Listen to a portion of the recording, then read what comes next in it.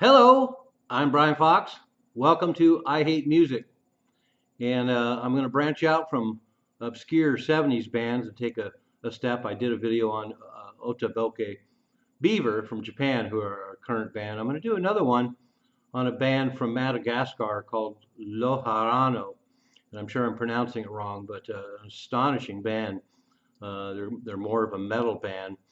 And kind of like their Japanese counterparts, it's three women and they were raised on the music of They're some of their favorite records, and they were raised on were Pantera, Sepultura, System of a Down, Gojira, and Slipknot.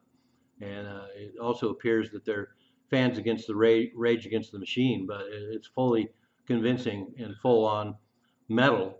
And I think they're one of the greatest bands in the world today. I'm astonished. I'm going to put a playlist down below, a pretty extensive one because they've released quite a number of records already, and they have a lot of stuff posted on YouTube. And anybody that likes it hard and loud, you need to check them out. And they were formed in. There's not much information either, as you would imagine. I found some interviews in some Japanese magazines and things like that because I wanted to know more about them because I was just so blown away. But they're from Madagascar, and I'm going to butcher these names, but it's three women: Mahalia Ravoa Janahari, Mika Ravalo-san, and Natanya Randriana Solo-san. And they're just incredible. They just put out another video song just this last week, and just unbelievable.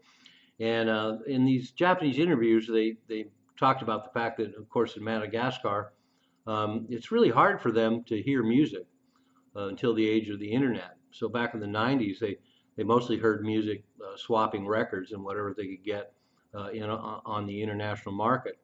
And then they also discussed the fact that, of course, in Madagascar, a very masculine society, shall we say, they had a lot of issues. It was tough to buy instruments. It was tough to book studio time. It was tough to get performances.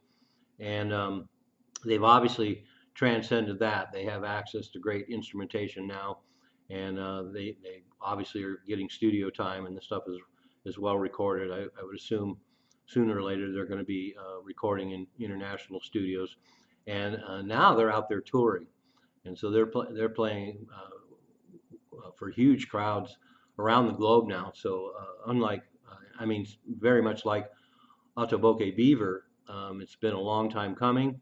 They've been at it for almost 10 years, and their stuff is amazing. Once again, like Otoboke Beaver, people are going to be hearing about them. They have some pretty crazy arrangements, like Otoboke Beaver. They really know how to play their instruments, and just astonishing. And they're really interested in social issues, talk about the abuse of women and things like that, which Otoboke Beaver does as well. And they talked about the fact that it was even hard to find studios in Madagascar that would even record metal and stuff like that, particularly played by women. And so anyway, like I say, I don't have much information on there. There's not much out there. I did a pretty deep search because I really didn't know anything about them, but completely blown away when I first heard them. And likely, if you're into the hard and loud stuff, you will be too. So be sure to either look them up on YouTube or check out my extensive playlist on my channel. So there you have it. Loharano. And oh, by the way, that word in Madagascar means the source. And they're really interested in championing the Madagascar culture and making people more aware of it and extolling Madagascar values, and obviously are very spiritual. And I just think it's a beautiful thing. So yeah, check them out. When's the last time you heard something awesome from Madagascar? Probably never. Me neither. I am Brian Fox. Thank you for joining me on I Hate Music.